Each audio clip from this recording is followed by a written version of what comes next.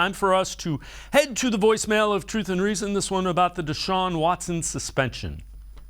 Hi, this is Randall McKissack, frequent caller, lifelong Browns fan. So now that we have the decision for his suspension, I'm looking forward to a great season. I think that the Browns could make the playoffs. But my comment is this. So all the national media attention has, undressed that man, accused him of awful things. I'm just curious to see how concerned the national media is going to be when it's another owner or the next time it's the next player, especially if that player is not a black player, how the national media is going to attack that young man for any youthful indiscretions that he might make. I mean, because this has just been so much overkill from the national media against Deshaun Watson. He didn't break any laws. He wasn't found guilty of anything. But he's the Browns quarterback. He's going to take us to the Super Bowl. I think next year we're winning the chip, and I'm looking forward to him. He has my support. That's just my thoughts. Love to hear your comments. Bye. As always, appreciate all of the voicemails. And Hayden, when we talk about this, we'll get to the what they did with the owner today. But I think that was part of Sue Robinson's decision. There's a disparity in how they deal with owners or other league personnel versus how they deal with players in terms of the suspensions, discipline, if you will. And I think that's why it ended up with 6 games, because you looked at what they did with the owners, and that's how she arrived at 6 games, and the national media thinks 6 games is too few. But you had owners who were guilty of similar things that got no games. So that's, I think, how she settled at 6. Yeah, I mean, it was precedent. It was kind of the fact the NFL has been soft on this, and then all of a sudden, a major player, a guy that has a tremendous reputation outside of this incident or these incidents, which obviously overtake that, but a guy that's been tremendously respected and loved around the league has this issue, has this this pattern of behavior, and they want to take it somewhere it hasn't been, and you can't just open up a new bottle every time, something happens like this. Basically, they're trying to take the cat back out of the bag when they put the cat in the bag. You can't do that. You can't, you have precedent set. You wrote a CBA for a reason. She basically called out and said the NFL doesn't have a good CBA written.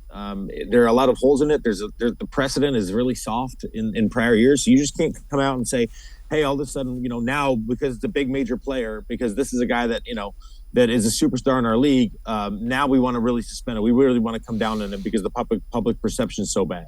Well, you can't do that. So I think she's right. I think she's right in that, next time it'll be a little different because Deshaun's kind of the first one going through this. But next time, the hammer better, or you better write a better CBA so that the rules can kind of allow you to come down harder than what you've done in the past. And along those lines, today the NFL announced that they stripped the Dolphins of their 2023 first-round draft pick and 2024 third-round pick for violating the integrity of the game. Dolphins owner Stephen Ross also suspended through October 17th, fined $1.5 million. That was not for the tanking of games. That was the suspension, and the draft picks are forfeited for tampering relative to signing Tom Brady and getting Sean Payton to be their head coach. Now, Albert Breer says, interestingly enough, owner Stephen Ross's suspension ends the day after the team's Week 6 games, which is the day Browns quarterback Deshaun Watson's suspension ends. Central to the NFLPA's defense of Watson was the double standard between owners and players. And you saw that's a pretty significant discipline coming down to the owner. Not the fine. The fine, $1 million or whatever, and being suspended means he has to watch his team play from his yacht or wherever. But losing the first and third round draft picks, that's how you deal and discipline owners.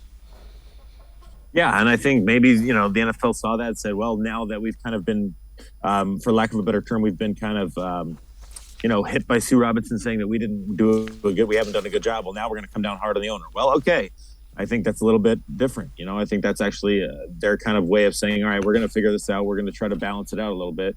But it's still hard to punish an owner. I mean, unless you really significantly hit their wallet, or you really significantly hit their the draft picks. I mean, I think the Dolphins still have another first-round draft pick that year, so it's like, is it really that? It's significant. There's no doubt it's significant, but it's still not the same as your franchise quarterback sitting out for 17 games, which is what they wanted. So. Again, it's a very, very different thing, and I think they're going to only continue to try to make it more balanced for everybody. Yeah, which was what the goal of the NFLPA was when they collectively bargained that. So I agree with you.